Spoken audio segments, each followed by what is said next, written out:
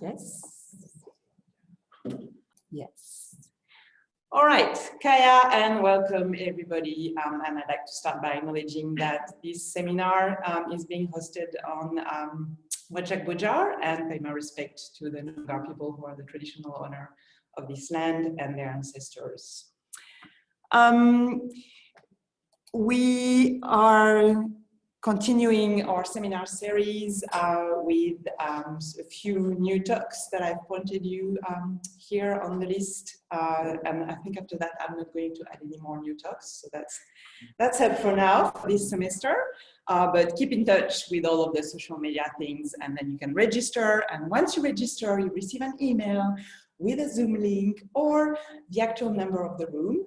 So I'm not taking any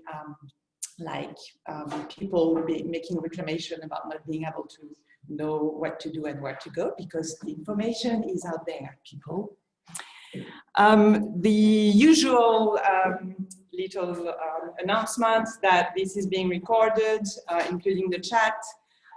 So just think about that when you're asking questions in the room and on Zoom. And this talk might be being shared on YouTube, on the YouTube channel. Yes, so you also find yourself on the YouTube channel after. And I can now introduce the talk that we're going to have today by Joe on a new ARC project which is about new approaches to date Murujuga's work art, with a whole team of people being involved. And also Woodside, Murujuga Aboriginal Corporation, Rio Tinto, and it's also a continuation of previous ARC projects. I'll just do a little formal introduction of Professor Joe MacDonald, who is the director for the Center for Rock Arts Research and Management here at UWA, where she also holds the Rio Tinto Chair in Rock Art Studies.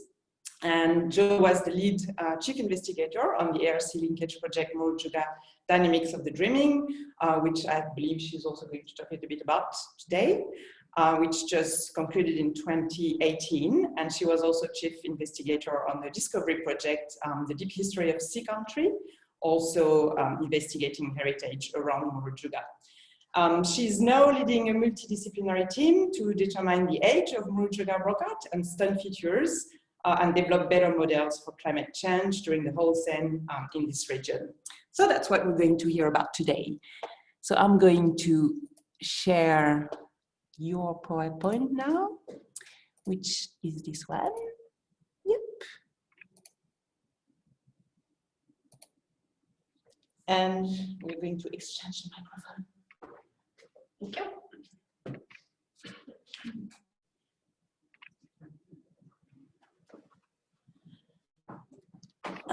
Thanks, Emily. Hello, everybody. Hello, everybody.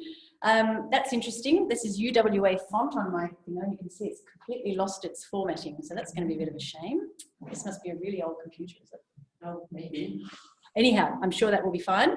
Anyhow, I too would like to pay my respects. I'm going to be talking, as Emily said, come in, Malcolm, talking about the new dating project which we've just started. It's a 5-year linkage project. Thanks for that.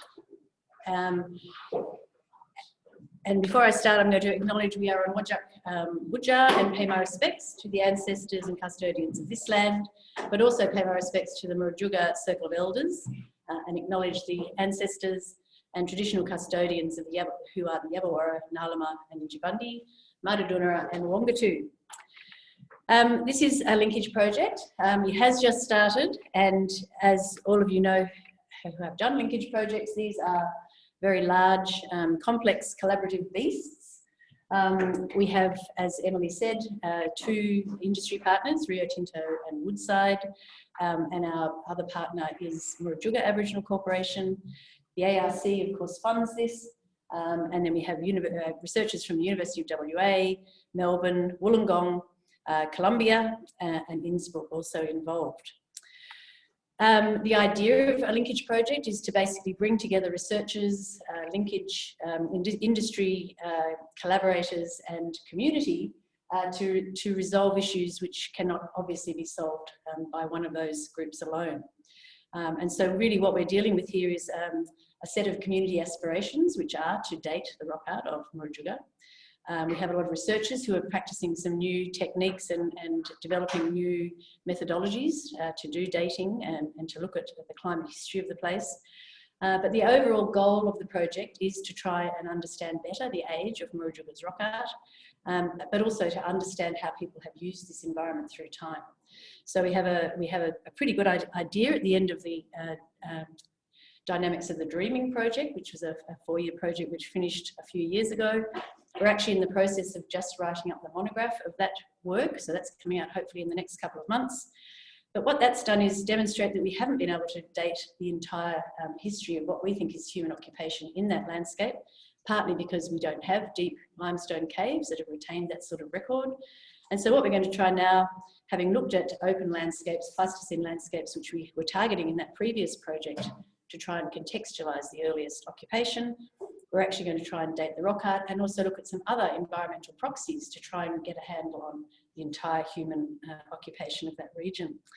So we've developed research protocols as a result of that earlier project. We're developing new protocols to go with this project, but they are building on that earlier collaboration that we had with MAC and with Rio Tinto. And it's very much a collaborative exercise with us. We've had a meeting already. Our first meeting was with the Circle of Elders up on country in June. That was to introduce them to the team. It was also to introduce the team to Murujuga, because many of the team has not worked there before. They're scientists who've done a whole range of different things, mostly not on that particular landscape. So the goals, the objectives of the project are multi-pronged. As I said, we're wanting to directly date the rock art, but also the stone features if we can, and we think the techniques that we're using might allow us to do that. These scientific methods are new, so there is a large experimental component involved in this work. And we're trying to then contextualise what people have been doing in the archipelago throughout the time that they've been there by refining models for regional environmental change. And of course, these being the drivers for what we think have in fact influenced human occupation of that region. So one of the other things we're looking at is how the Holocene archipelago, because obviously before the Holocene it was not an archipelago, it was an inland range. We're interested in how the Holocene has in fact affected people's use of the islands.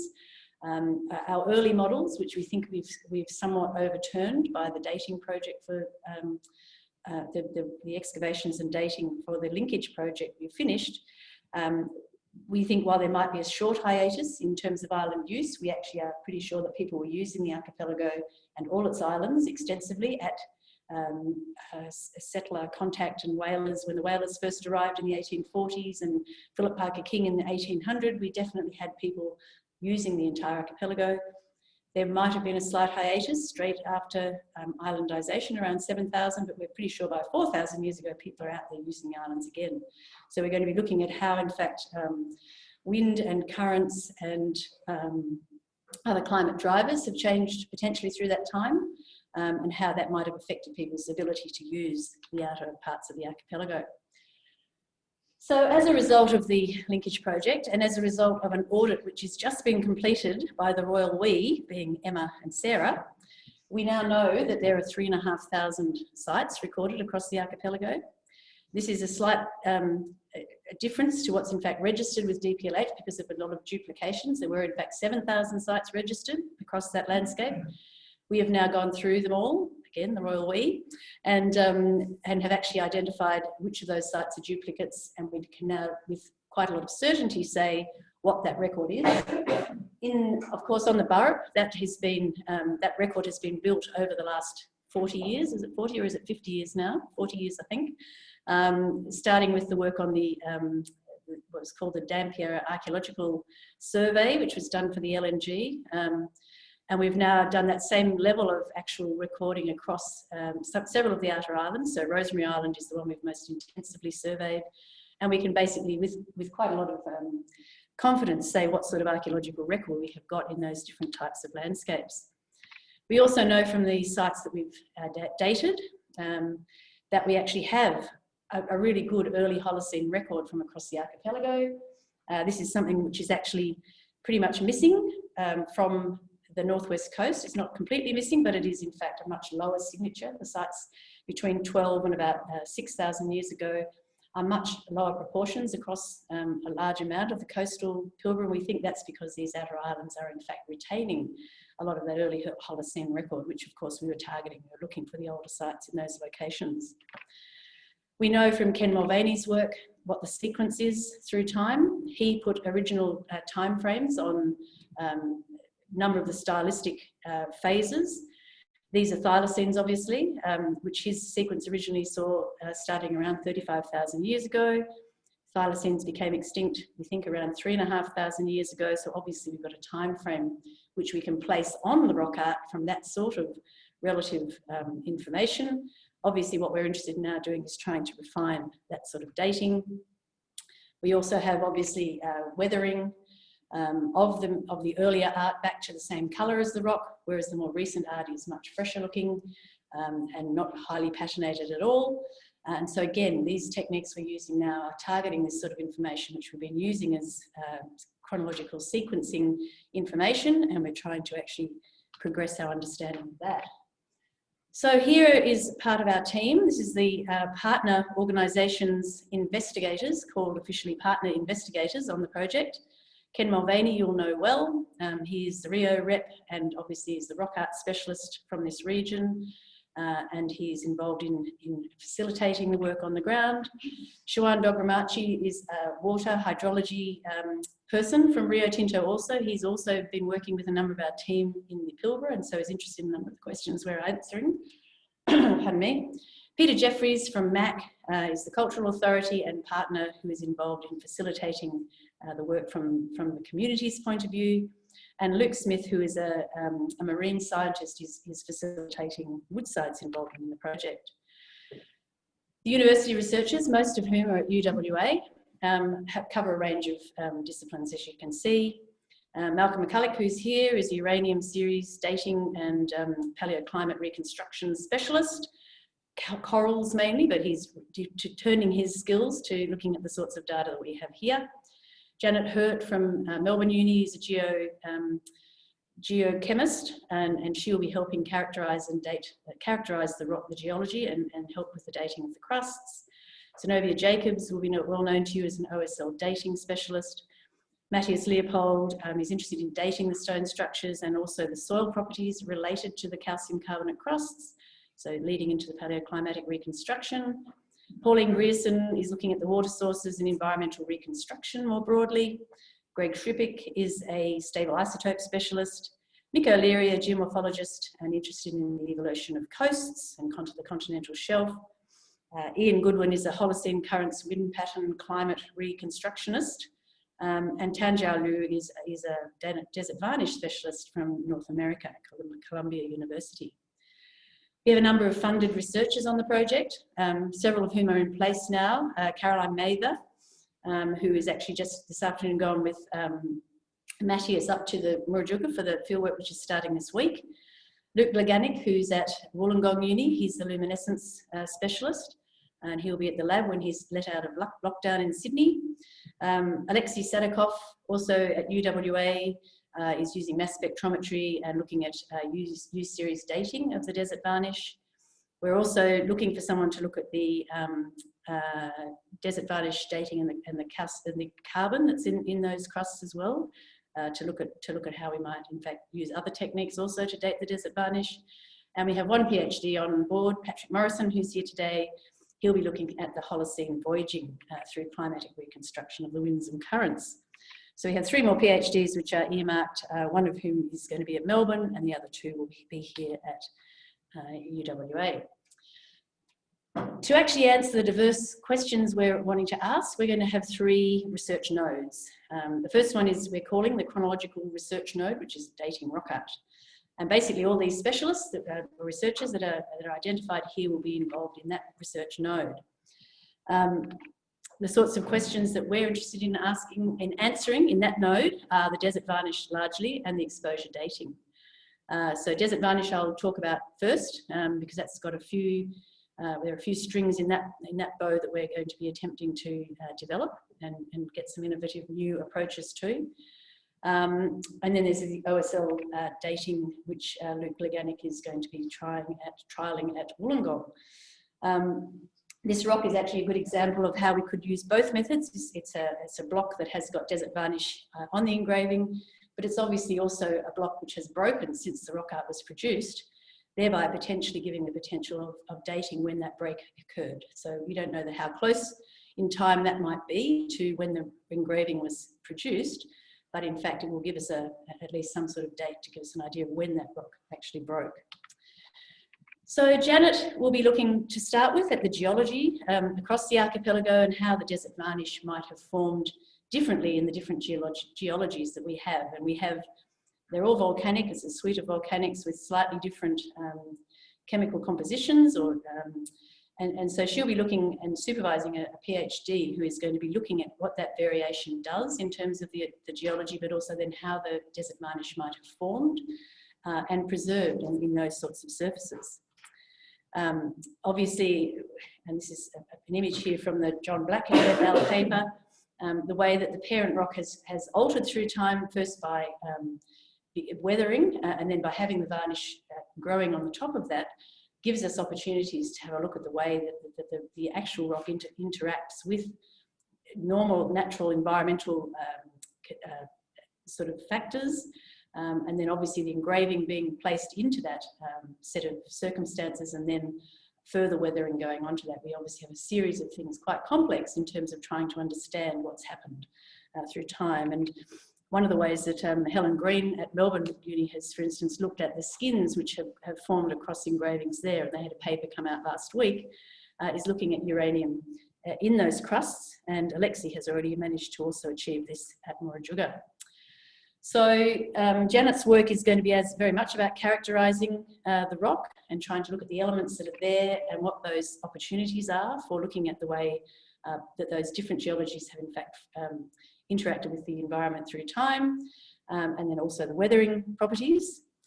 And then Tanjiao Liu, who is based in Colombia, who has looked at desert varnish but in a very different way, by basically developing climatic models for the areas where the desert varnish is still forming in North America. And he then has correlated these high manganese levels of desert varnish with particular climatic fluctuations. So originally we were thinking we would try this, and this is one of the reasons that looking at the proxies that have got a closer environmental signature, we were hoping would give us a local environmental model that we could correlate with the desert varnish. Since then, with the development of laser ablation and U-series dating, we think in fact we're going to be able to try direct ways of dating those laminae which actually occur within the desert varnish. And so what are we talking about by desert varnish? Well, it's this black shiny material that we basically get across the surfaces of many of the rocks. We think it is some sort of biologically derived growth that basically has set on the rocks in a probably different environmental phase to now. And we think at a time when it was wetter and warmer than it is now. And so therefore the theory has been through time that in fact this is a Pleistocene production event, which during the LGM, which was colder and windier and drier than now, has in fact been removed from a lot of the surfaces. So we have examples here of desert varnish basically forming and being placed or being preserved within particular grooves of engravings. But we also have a number of motifs which have in fact been placed on rocks which have desert varnish, which obviously predate the formation of the varnish. So these obviously give us very different opportunities for dating, and we'll be probably targeting those motifs which actually have desert varnish over the motifs. Obviously, Ken Mulvaney has contemplated this quite seriously in his PhD, and by looking at his relative sequence and by looking at which of those motifs actually have desert varnish in them, we are fairly sure, and he is certainly very sure, that his chronology has a Pleistocene component and a Holocene component. We don't get any desert varnish in the art that we think was produced in the Holocene. There's quite a clear division in the earlier art, some having desert varnish in it, and the more recent art mainly maritime themes, having no desert varnish over the motifs. Deirdre Dragovich did some work on this at Sturt's Meadows back in the 80s, and she obviously has looked again at this question of how the varnish has formed, what the interrelationship between the varnish and the weathering rind of the rock. And in her case, she actually managed to date the calcium carbonate that was actually over the top of desert varnish, rather than in fact being able to physically date the desert varnish. So again, many of the elements we're looking at in this project have been used before to try and understand desert varnish. This is a graphic that just shows the relationship between the weathering rind on the rock, the depth of the groove, which is obviously also important for Ken's style chronology, but also the desert varnish then in fact being formed both across the surfaces but also within the grooves in certain circumstances. So as a result of the work we've done in the last 5 years or so, we've identified almost 3,000 panels which have desert varnish on them. But of those 3,000 panels, only 146 motifs have desert varnish actually in them. And we've managed to identify where these are across the archipelago, and these obviously, if we perfect the method, will in fact be the target of where we'll actually go back to try and actually do some direct dating. So at this stage, it is very much experimental. Alexei Savitkov has been looking, using this laser ablation machine that pings and does all sorts of good things, to actually look at what the composition of the varnish is, and then he's experimenting with laser ablation as a way of actually removing this in sequences so that he can actually target what he thinks are the uranium series dates, layers within that. And he's got an SEM image that he's actually produced already, which he's very excited about because in fact the varnish is much thicker than he in fact had envisaged from previous reports about it. It's almost a micron thick, I think is what he said. So that's pretty exciting.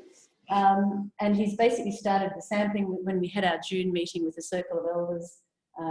We got permission to start the sampling, and so he started getting the tiny cores and he's started using those for putting them through the SEM and doing all his other exciting little pingy things. This is a great little visualization that's been put together by Luke Dleganic. It's to describe how the optically stimulated surface exposure dating works. So basically, rocks store energy from the sunlight, and then once you actually remove the rock, then you actually remove that energy, and then you actually get different signals in the rock for giving some indication of how that works. So the longer the exposure, the longer the bleaching. Oh no, it didn't work. It's supposed to be this gorgeous thing that's, oh no, bloody computer. Oh, anyhow, he's done this lovely model which actually says how it works. And what he will be doing is basically looking at these tiny cores where he's both got known exposure dates on the surface of the rock, but also he's doing some experimental work in acceleration of the exposure to try and work out how quickly the different geologies do change through time. And the way that will, oh, hang on, maybe it's my fault. Maybe it's actually something else. Oh, and let's try this. Okay, so over time, if we assume that this is the surface of the rock with the engraving in it, you can see that you get subsequently an exposure of the same depth as the surface once in the groove, once it's had a certain amount of time exposure. He then will drill a core through the experimental thing to actually get a depth of core that goes through that exposure time period, takes that away, brings it to the lab. So you can see why I was disappointed. And then when he basically drills that and looks at the different exposure rates within that core, he can actually get a really good idea of how quickly that exposure has occurred, and he can compare that with a known age of exposure, and by that he can calculate how old the actual removal of the surface is. Now, and then he'll calculate the age of engraving. Now, he has done this successfully before, and it's been done by other people before in different environments. It hasn't ever been trialled on the geology that we have before. So his work that he's done in Tibet has been on a, I think it was either a mudstone or a silkrit, I can't remember. It was something that's normally an artifact, anyhow, just normally an artifact here. And so he's dated a quarry using this technique and managed to actually match that with archaeological data from that site. So we have a lot of confidence that it's actually going to give us a really interesting approach. We originally asked him to try to do this with stone features, because the whole idea of turning stones upside down and putting them into a stone feature construction potentially has the same sort of opportunity to clock when in fact the rock has been turned over. But obviously there's a lot more involved in making stone structures and moving rocks around the landscape and in terms of them staying in place. So unless they're actually buried, we're not really convinced that that's going to be the right technique for that. But he's also very keen to actually look at that, and we have something like, I think it's 50 to 70, I can't remember now what the figure is, motifs that have been broken subsequently. So again, these are motifs which give us an end date or a minimum age for when the engraving was done, because it actually gives you a time after the motif was finished, but when it was broken. So that's an opportunity that he'll be looking at. It is very experimental. So the first couple of years will just be using uncultural, so material that has no engravings on it and no cultural significance at all, to actually do his experimental work. And then once he's demonstrated that he can get the rock to luminesce, which he's already done, and then he can actually get his chronology and his sequences down, he'll then start looking at rocks which have got some cultural values to them. We, of course, will have a meeting with Murujuga between now and then to actually make sure that where we're going and what we're doing is still acceptable. But obviously it's a process which we can't progress until he's done that experimental work. So research node 2 is looking at the natural climate archives from around the archipelago. Again, as I said, this is about trying to understand water use in the archipelago for a start, but also what's happened since that place has become an archipelago compared to being a terrestrial inland range. Have you got enough air back there? Someone here? All good? Okay. So we've got our sequence of rock art changing through time, and we have these various different climate archives that we're going to be looking at. Carbonate drapes is one, and also their soil landscape associations. And these are largely to look at what those freshwater archives are telling us. And we're going to be looking at the coastal dunes, both to get an idea of when they formed, but also to try and get a sense of how in fact people have used those and how they in fact reflect different wave direction, wind direction, and all those other things that actually result in very large sand dunes being built up. We're also interested in the beach rock around the archipelago, which we've been looking at in a range of contexts. These give us information about when we had high sea stands, and in certain locations we have really good evidence that these are active at the time that people are living in those landscapes, so we have artefacts embedded in them.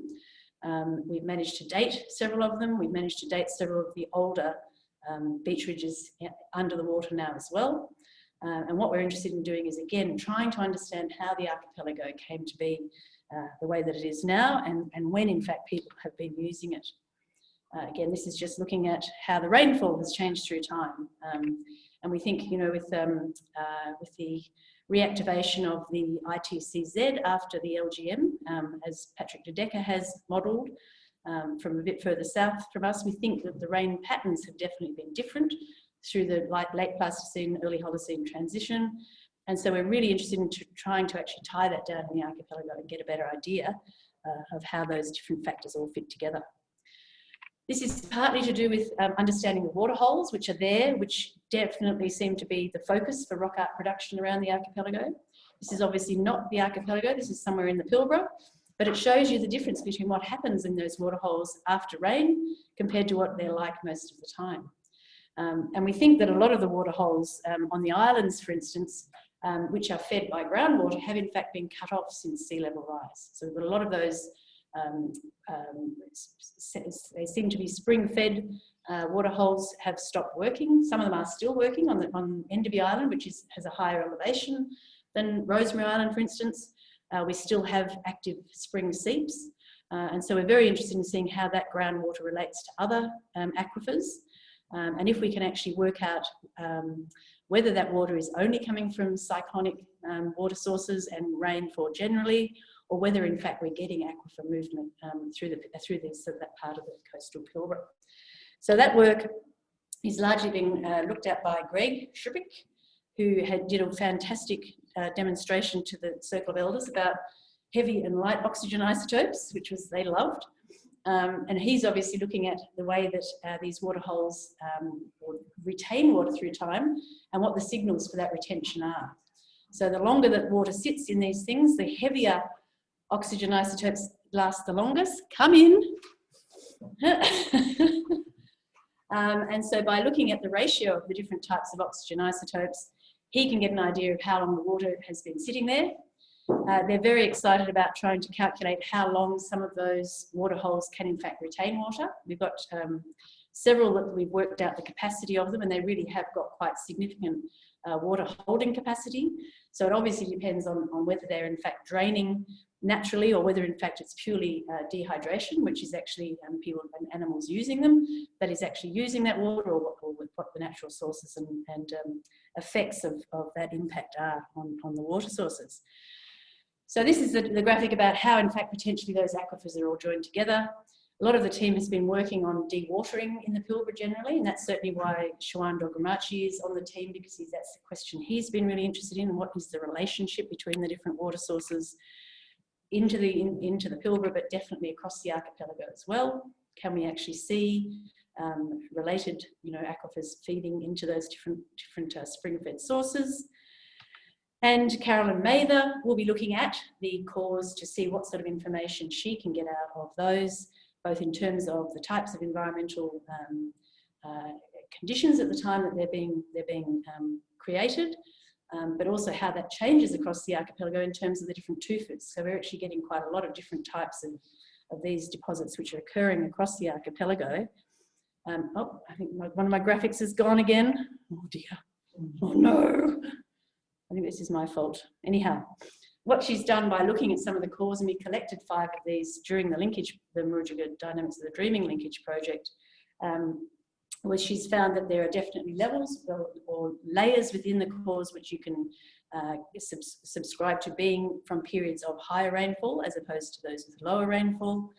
And she's now started doing chemical characterization of those layers to try and get more information about what she can about that. She's also hoping that there might be some other organics being trapped in these deposits. So far, no luck in that respect. So we're going to be using probably mostly uranium series rather than carbon to actually date these. And that work is obviously pretty much still ongoing in terms of trying to look at the potential of those to answer the sorts of questions.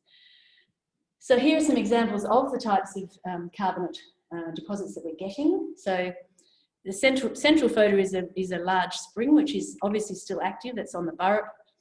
It's feeding into this pool at the top, these series of pools, which really look like an Italian set of sort of rock ornamental pools going down the creek. They're really quite beautiful. And then we also get this image here on the bottom left is from the centre of Rosemary Island, which that particular creek doesn't run. It only runs after rain. But you can see it's got this really dense calcium carbonate incrustation in the creek line. We've excavated very close to that. We excavated over behind, just off to the behind Vic Anderson there, and we actually found a core, in fact, at the base of that, so older than 8,000 years ago, which has been moved out of the creek line into that excavation area. So we haven't tried dating that calcium carbonate on the artefact, but obviously it's been moved into that place by people when they were living there and consuming Terebralia back in the early Holocene.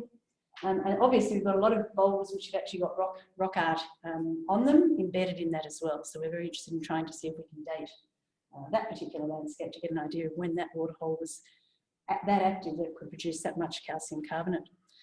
We've also got, so bottom right on the other side, a whole series of stone features quite high in the landscape in multiple places. So I think this one here was actually, I can't remember if that one is Deep Gorge or if that's one of the other ones that we found on Lower Dolphin.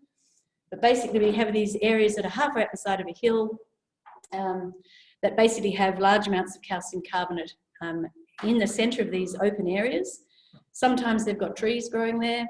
Often we're finding these stone structures involve pieces of calcium carbonate that have been thrown out of the centre of these. Yeah, good. Want a chair, Piers? No. No? Okay. Okay. But again, we're hoping that this will also give us some sort of record. As obviously, at some stage in the landscape, through time, this particular area, which is halfway up a hill, actually was producing enough water to be actually forming a calcium carbonate crust. So we're obviously getting groundwater discharge in various different locations around the archipelago, and we're basically going to try and get a handle on those. I think I've just said that. So as well as looking at the stable isotopes, there'll be other different things that Caroline will be doing with those. And there is still a chance that there'll be certain sorts of things like pollen, maybe bits of plants and microbes that we could also potentially date, but we're thinking probably uranium series will be the easiest way to try and date those. So our other third research node is called the climate modelling node, and these guys are all involved in that. The first thing they'll be looking at are these coastal dunes as climate and archaeological archives.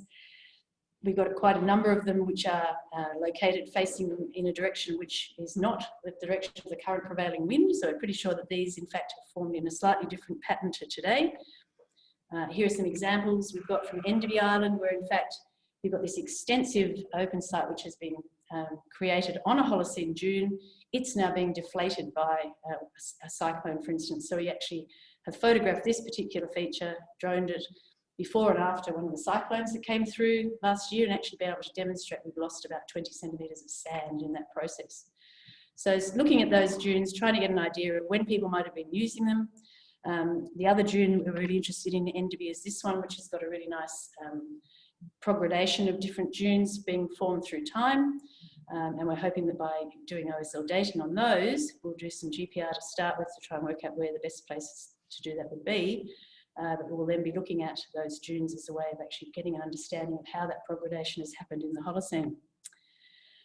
Zenobia is obviously involved in that, and we'll be basically probably auguring for those. We won't be digging any pits at this point, so just auguring and then using one of those deep doovy screwdrivery type, you know, there's a technical term I'm sure, but I can't remember what it is, to actually collect some deep sand samples for OSL dating of those as well. So really what we're trying to do is get a better handle on how people used this landscape through time.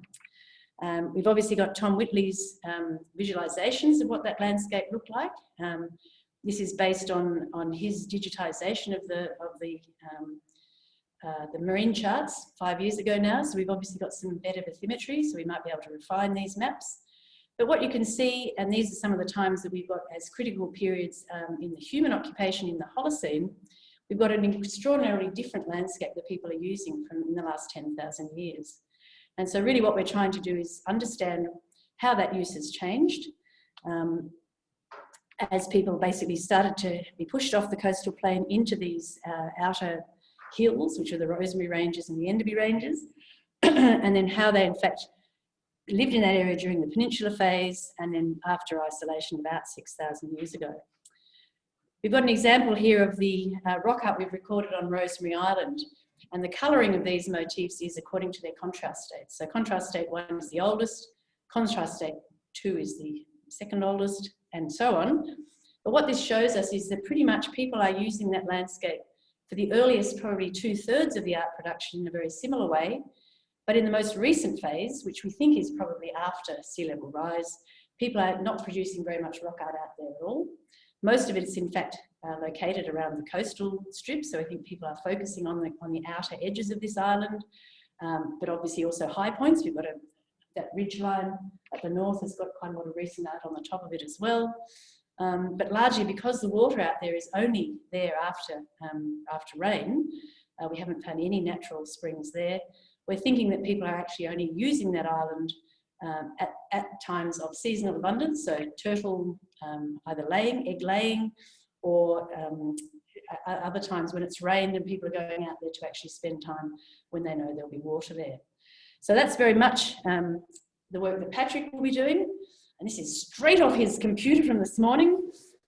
He's been looking at all this bomb data on the wind direction and rain falling, and he's basically looking at patterns for how the rain is affected by these different wind regimes, because we're really wanting to know how people who are using these tiny mangrove logs, described by Philip Parker King as velocipedes, basically 2 bits of mangrove log hooked together, and people are sitting on them with their bums in the water, paddling. Obviously, these are not seagoing craft, and obviously they're affected by the the capacity to actually go with the currents, not necessarily go against the wind. And so all of these things that we're going to be looking at in terms of trying to reconstruct that climate is looking for when those windows of opportunity for people getting out to the island are going to have been there, and what those sort of drivers would be for them to be out there at different times of the year. So this data that Patrick's looking at gives a monthly cycle of the wind directions and when it rains most. It's quite amazing, the variability in the last 10 years even. And he's about to start looking at whalers' logs and what's it called, the data?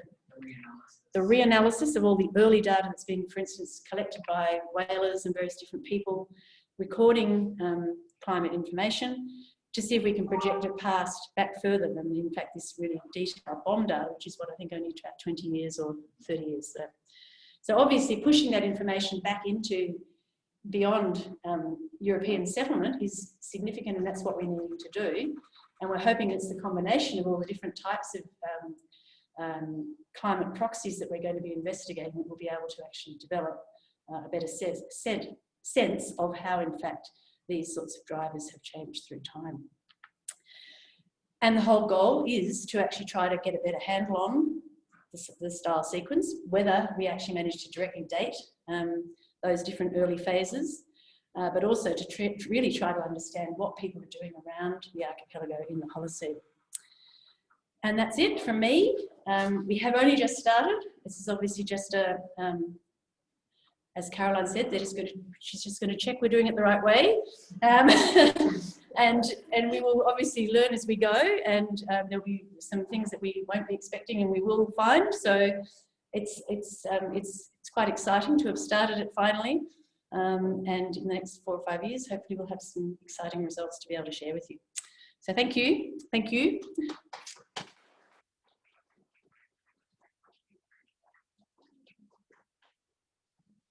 Thank you. I'll put the light on. Oh, good. Yes.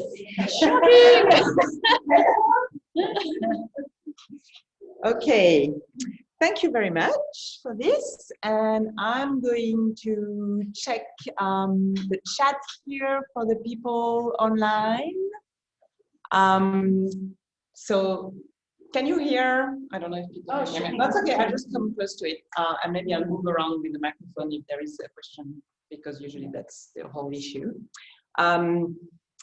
Yes, so if people online have a question, an easy question, they can just type it in the chat, please. Or if they want to ask a complicated question, send a little message so I can unmute you, and then you can ask it live. But in the meantime, is there a question from the room already to start with?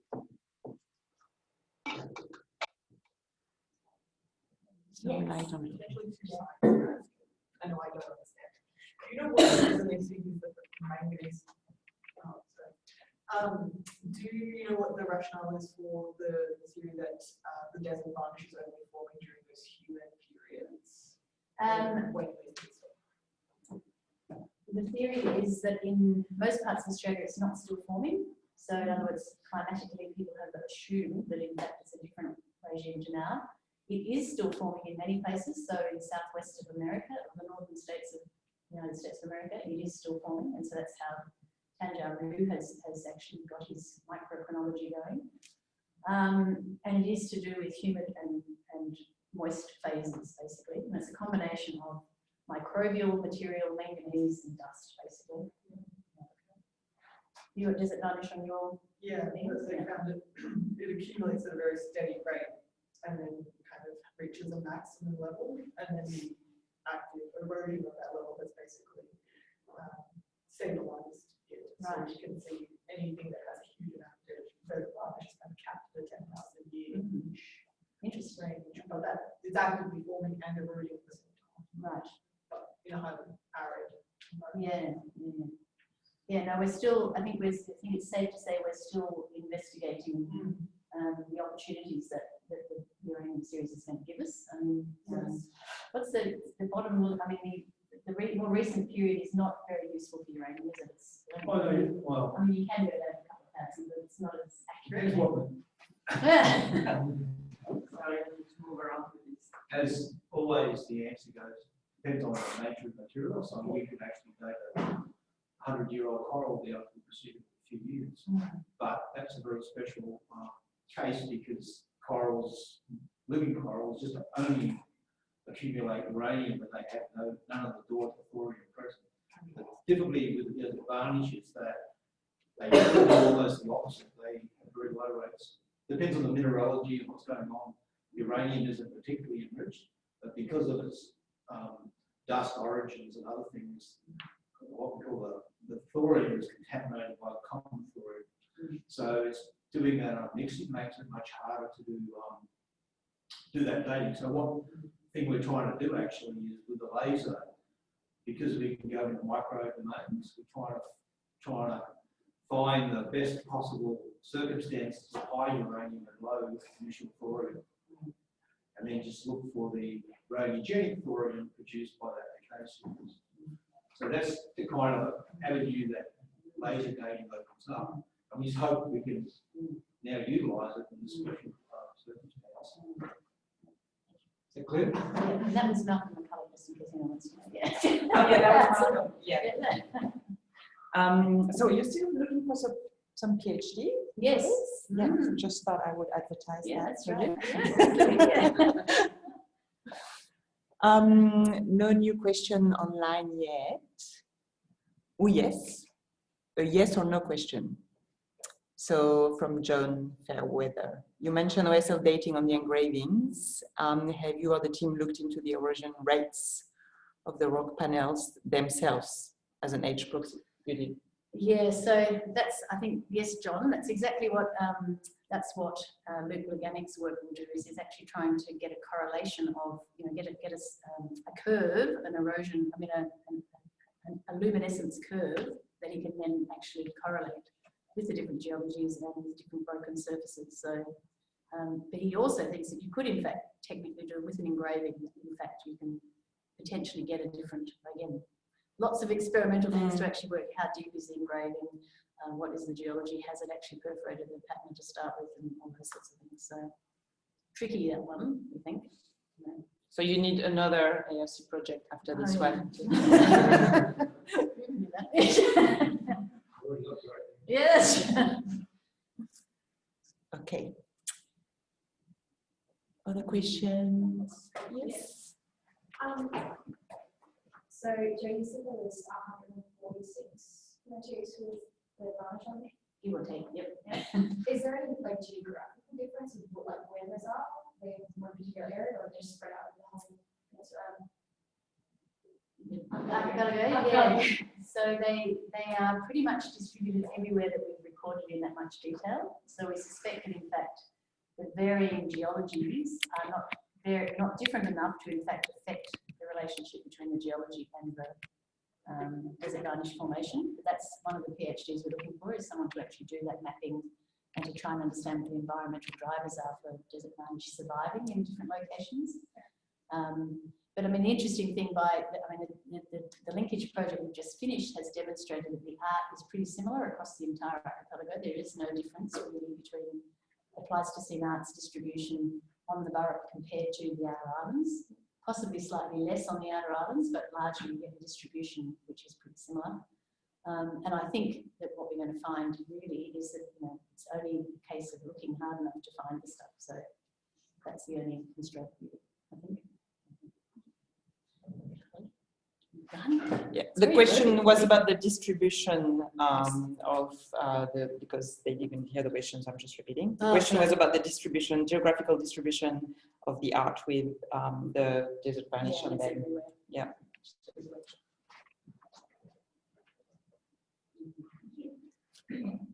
So I don't know enough about stabilised terms to really understand all the intricacies around this, but have you looked at, given you're looking at getting a good stabilised term record from a lot of the calcium carbonates and other elements, have you looked at combining that type of approach with the approach that James Skivington's been doing at Barrow with macropods with their teeth?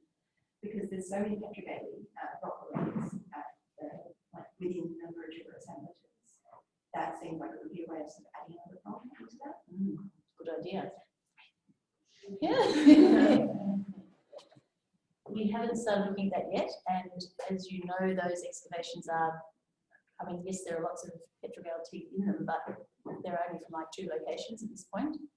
I think we also, I think the problem Jane had was comparing historic samples with the older samples, just in terms of getting, you know, a general signature of isotopes at different times. So possibly we will, by all these different proxies, end up with that right sort of set of information.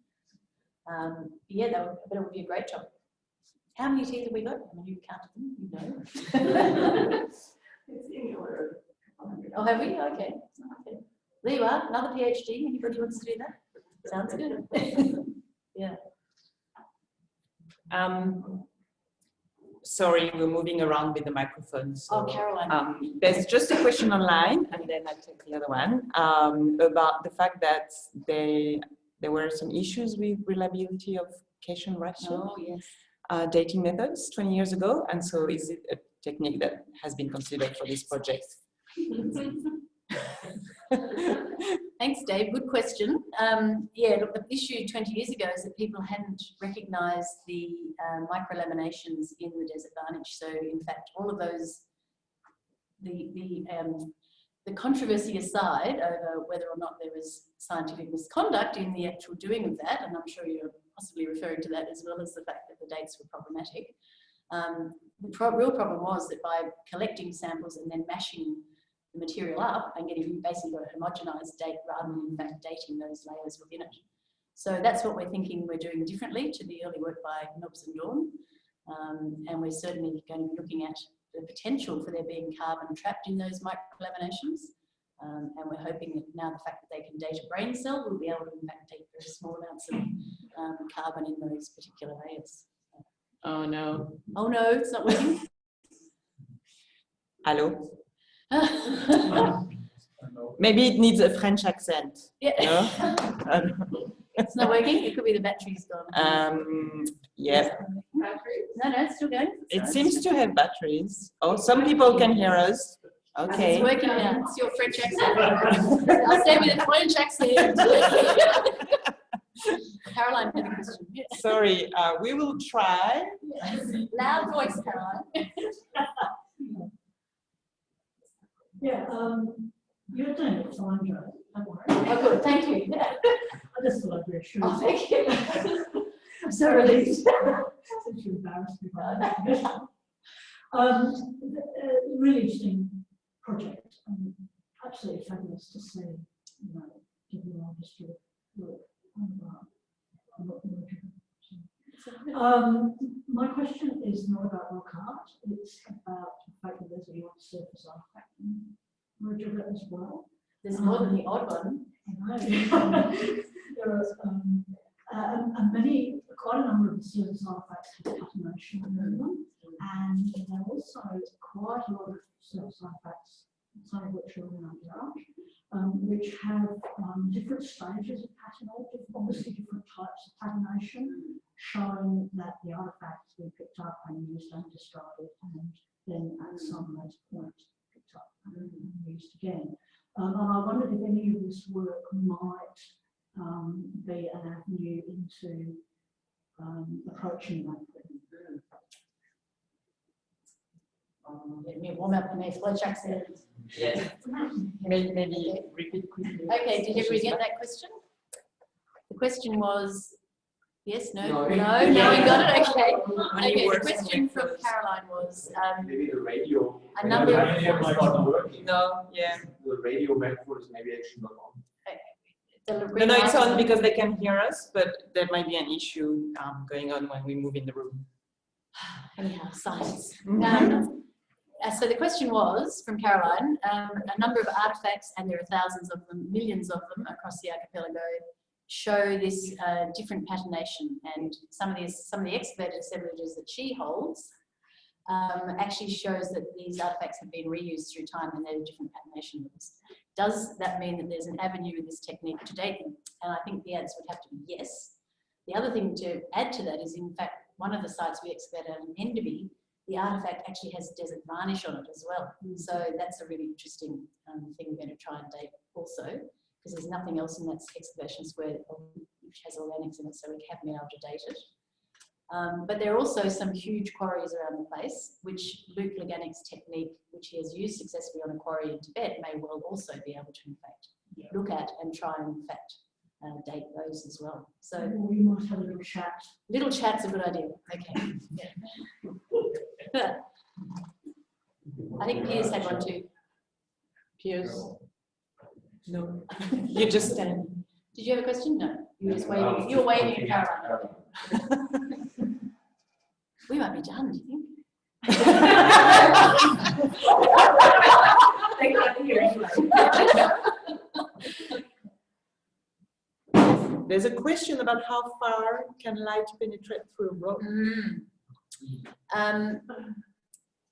I think I can't answer that in any great detail, but I know that Luke Leganic answered this question, and cosmogenic radiation is quite different to the type of luminescence he's talking about. So I know that if you're wanting to use cosmogenic radiation as a dating technique, your rock has to be several meters thick, because in fact that's how far those rays go into the rock. I think what he's talking about, the penetration is not as deep, and I think it's obvious that he's talking about centimeters, not meters. So I don't know the answer, and he will hopefully answer. Maybe, I don't know if he's online. He was going to be online, but I don't know if he is. Hopefully he'll be able to answer that question in his first publication. Okay, we have a room full of people who wants to get down and have a beer. So sorry, online people. I think, yeah, we're gonna close it now. And thank you everybody for your patience online and all our experiment with the sound. And thank you, Joe, again. Pleasure. And we'll see you all next week. Bye. Bye.